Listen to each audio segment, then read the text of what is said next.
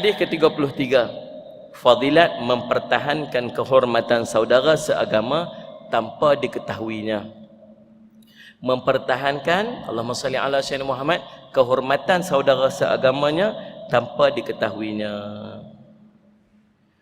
Qala Rasulullah sallallahu alaihi wasallam, salli ala sayyidina Muhammad, man dhabba an irdi akhihi bil ghaibihi, yakni bil maghibi, kana haqqan 'ala Allah 'azza wa jalla an ya'tiqahu minan nar.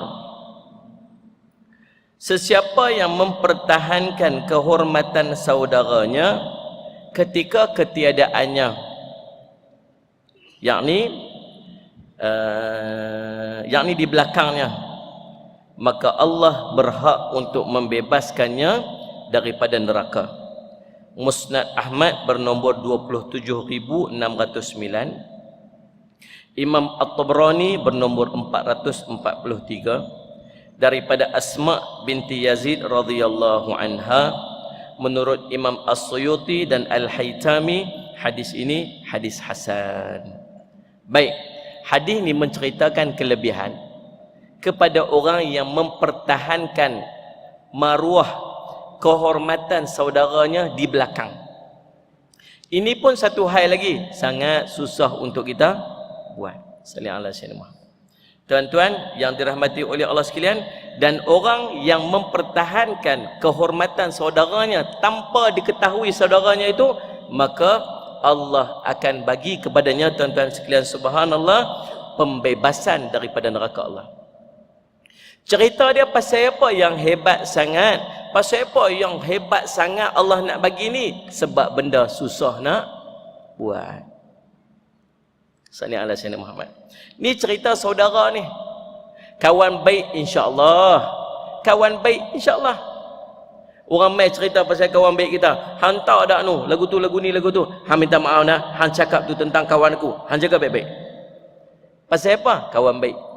Tapi nak cerita yang nak pertahan ini ialah saudara seagama kita.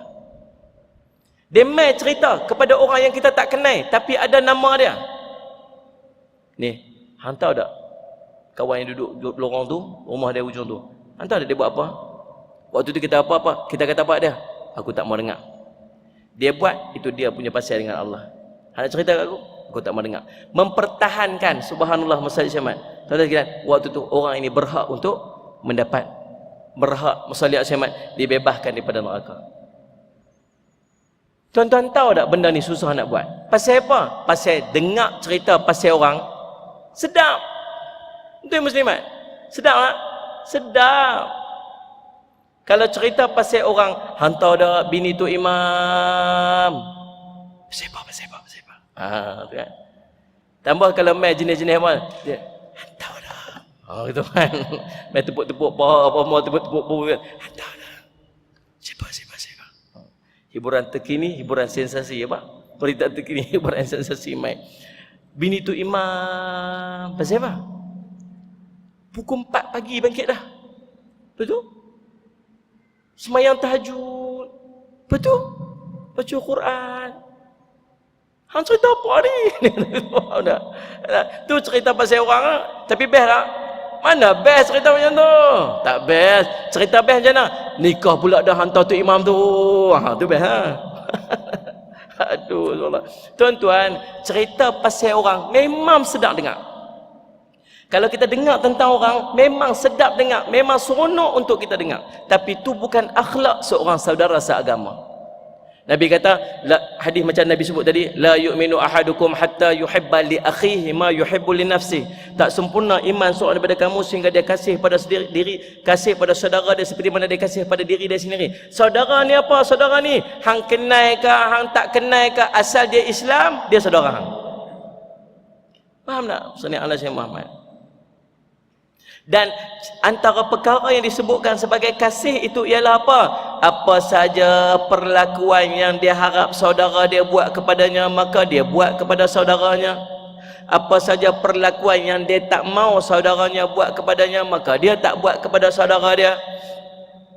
Contoh, Kalau dia nak waktu dia susah, saudara-saudara dia pekat tolong dia, maka waktu kawan-kawan dia susah, dia pergi tolong. Dia panggil apa? What goes round comes round, orang putih kata. Betul tak? What you give, you get back. Boleh tahan. What you give, you get back. Apa yang kamu buat ke orang, kamu akan dapat balik. Sallallahu alaihi wasallam Muhammad. Kalau kamu tak mau saudara kamu buat apa-apa kepada kamu, maka kamu jangan buat apa saudara kamu. Kalau kamu tak mau orang bercakap tentang aib kamu, kamu jangan bercakap tentang aib orang. Kalau kamu tak mau orang mendengar tentang aib kamu, maka kamu jangan pi tadah telinga duk dengar tentang aib orang. Maka Allah akan tutup aib kamu. Faham tuan-tuan? Sallallahu alaihi Muhammad. Tapi susah. Sebab bercakap buat orang memang sedap. Memang seronok. Jaga elok. Sallallahu alaihi wasallam. Allahumma salli ala Muhammad. Sebab tu saya duk pesan lah tuan-tuan. Saya duk pesan. Mata saya duk pesan. Kalau tuan-tuan mai satu benda, mai satu cerita yang dalam dia ada nama orang. Orang mai kat kita, hantar dak nama. Dia sebut saja satu perkataan nama, tuan-tuan reserve. Dah tutup. Jangan lajak dah. Pasal apa? Pasal dia terkait dengan kehormatan orang. Mungkin boleh betul, mungkin boleh salah. Kalau betul, kamu telah mengumpat. Kalau salah, kamu telah memfitnah. Faham tak ni? Dalam kitab Penawar Bagi Hati, Syekh Abdul Qadir Mandili kata apa? Subhanallah, bila kamu duduk dalam satu kelompok, maka kamu masuk dalam kelompok tersebut. Kalau kamu semua duduk dalam kelompok orang yang sedang sedang mengumpat kepada orang, kamu pergi mendengar umpatan itu, maka dosa itu akan sampai juga kepada kamu. Sebab bila kamu mendengar, orang itu akan bercakap. Kalau kamu berhenti mendengar, orang itu akan berhenti cakap. Betul tak ni? Kita pi tu duk dengar tu, duk listen tu, macam kita duk encourage dia untuk terus bercakap. Sedangkan yang dia bercakap tu maksiat, yang dia bercakap tu dosa, dia sedang mengumpat. Mengumpat ni dosa besar. Tuan-tuan, subhanallah, macam kita pi jumpa dengan orang mencuri. Balik-balik dia mencuri. Banyak barang duk ada kat dia. Kita kata apa? Ni buat apa ni? Mencuri. Oh, bagus orang. Kita kata bagus dia mencuri. Agak esok dia mencuri lagi dah. Dia mencurilah sebab ada orang duk encourage dia. Maka dosa dia mencuri boleh kat kita tak? Bolehlah sebab kita duk encourage dia. Sama juga orang duk mengumpat. Bila mengumpat itu dosa besar. Dia mengumpat itu dosa untuk dia, itu satu maksiat. Tiba-tiba kita pergi duk dengar, duk telinga. Oh ya kah? Oh gitu kah? Oh ya kah? Agak dia terus sembang nak? Dia akan terus dengan mengumpat dia. Dia akan terus dengan maksiat dia. Maka kita dalam tak langsung duk encourage dia untuk dia terus bercakap. Dia terus melakukan kemaksiatan kepada Allah. Tidakkah kita akan berkongsi dosa yang sama? Faham tak ni?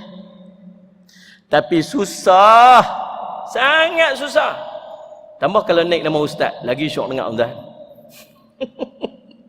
Allahumma salli ala sayyidina Muhammad, tuan-tuan. Ya Allah Rabbi, sallallahu alaihi wasallam. Susah. Sebab tu kalau ada nama berkaitan dengan nama orang, dia dah tolak. Nabi kata, ulama kata apa? Kalau kamu berjumpa dengan seorang yang suka bercakap tentang orang. Jumpa dengan seorang yang dia memang suka cakap tentang orang, maka kamu elak pada dia, jauh daripada dia, berpalinglah kamu daripada dia. Sebab ingat, kalau sekarang dia bercakap tentang orang kepada kamu, tak mustahil satu hari dia akan bercakap tentang kamu kepada orang. Maka orang ni jangan buat kawan, buat jauh sosial. Salli ala Sayyidina Muhammad. Saya teringat satu kisah yang tuan-tuan boleh ambil pengajaran. Salli ala Sayyidina Muhammad. Saya tulis dalam Facebook saya hari ni pasal ustaz mengaji tak habis. Kita tak pergi kuliah semalam. Kita tak pergi. Pasal apa? Pasal orang beritahu kat aku ustaz tu mengaji tak habis. Lah ni aku tak ikut dia dah. Itu hang buat apa? Duduk rumah tengok TV. Tak apalah satu hal. Tuan-tuan, subhanallah muslimat. Saya duduk sembang dalam kereta tadi lah. Saya kata apa? Cerita tentang seorang tu ustaz tu menyebabkan ramai orang tak ikut dia. Orang tak mengaji dengan dia. Dia mesti ada seorang yang mencetuskan cerita tu. Faham tak? Dia mesti start pada seorang. Bila dia bercakap seorang ni, dia akan pergi kat seorang tu.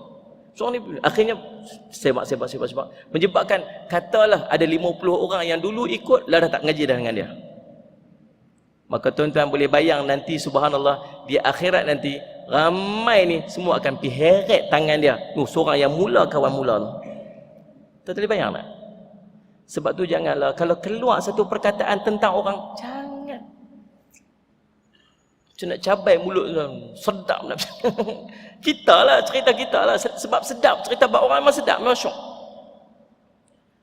Ada seorang dia pergi jumpa dengan syekh. Ini kisah baru. Dia jumpa dengan syekh ni, sallallahu alaihi wasallam Muhammad. Dia dulu duk bercakap tak betul tentang syekh. Dia tak tahu. Dia dapat satu maklumat, dia cerita. Cerita sebab tambahlah ni Facebook, WhatsApp cepat. Dia panggil spread like wildfire. Wildfire dia panggil. Api merebak cepat tu. Tidak ni. Susah nak padam. Tuan-tuan, sallallahu alaihi Muhammad. Bila dia dapat satu maklumat, kemudian dia share. Kata, rupanya ustaz je, rupanya syekh ni lagu ni. Dia pun share. Bila share tuan-tuan, subhanallah, tiba-tiba ada orang maklum dekat dia, lah yang hang share tu tak betul. Sudah tuan-tuan. Sebab tu tuan-tuan pegang satu keyword ni. Keyword ni ulama bagi tahu dekat kita ni. Satu perkataan ni, satu moto ni. Tersilap tidak menyebarkan, tersilap tidak berkata sesuatu yang betul, itu lebih baik daripada tersilap menyebarkan, tersilap berkata sesuatu yang tak betul. Faham tak? Orang kata kat kita, share tak semalam ni? Yang mana? Tu yang aku hantar malam ni. Tak share pun. Lah hantar dak tu berapa ramai orang dapat manfaat tu benda tu betul. Tak apa lagi. Daripada apa? Share tak yang aku hantar hari ni? Share. Semua 83 grup semua aku share belakang. Tik.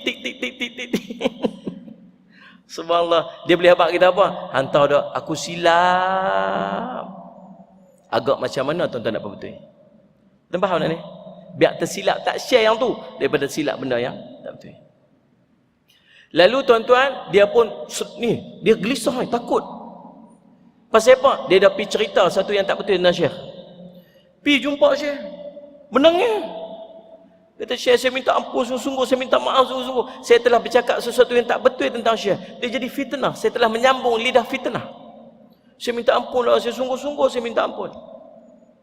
Syekh kata apa? Orang baik.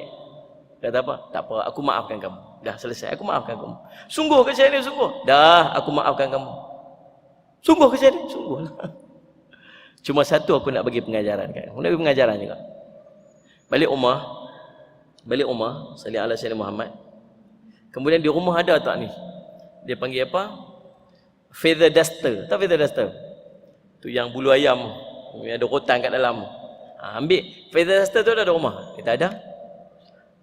Pergi rumah. Kemudian sagi berjalan balik main ke rumah saya. Daripada rumah dia ke rumah syekh tu lebih kurang 5 km. Jalan. Dia pun balik rumah dia, tuan-tuan, pergi carilah bulu ayam tu. Kemudian dia kata, nanti daripada rumah kamu berjalan mai dekat sini, kamu cabut bulu ayam, cabut. Dia pun keluar pada rumah dia, dia kata, apalah syekh ni nak buat, agaknya dia tak kerti nak pegang ni. Dia keluar pada rumah dia, dia cabut satu, 5 km tuan-tuan. Agak bila sampai ke rumah syekh tu, ada lagi bulu ayam tu tak? Tak ada dah, tinggal rotan ya. Dia kata nak kena rotan apa dah ni? Dia kata begitu kan. Salih ala syekh makna. Lalu dia pun pergi bawa rotan tu dekat syekh. Dia kata, syekh, ni dia rotan. Mana bulu ayam? Habis dah. Dah cabut ke jalan tadi kan syekh suruh. Alhamdulillah, dia kata. Habis tu, habis dah syekh. Tak habis lagi. Belum pengajaran lagi. Apa lagi syekh lah. Tak apalah syekh suruh lah. Asalkan dosa saya diampunkan. Lalu lagu mana subhanallah Sayyid? Dia kata, kamu patah balik ke rumah kamu. Kamu pergi kutip balik tu bulu ayam yang kamu cabut tadi ni. Dia kata, loh, mustahil lah, macam mana nak buat ni? Tak apa, apalah. Sambil duk menangis dia tuan-tuan, sepetang tu, duk melilau pusing tuan-tuan, dia dapat 5 helai bulu ayam ya. Pergi dekat syekh, syekh, ni dia 5 helai bulu ayam. Inilah pengajaran untuk kamu. Apa dia? Kamu boleh mai datang minta ampun, minta maaf dekat aku. Tetapi yang bertebak tu, macam mana kamu nak buat? Nu yang orang duk bercakap tu, yang duk pi panjang tu, yang duk pi nu seluruh tu, macam mana kamu nak tutup? Allahumma salli. Nangis dia tuan-tuan. Tapi itulah hakikat dia. Kita boleh bercakap apa saja tuan-tuan.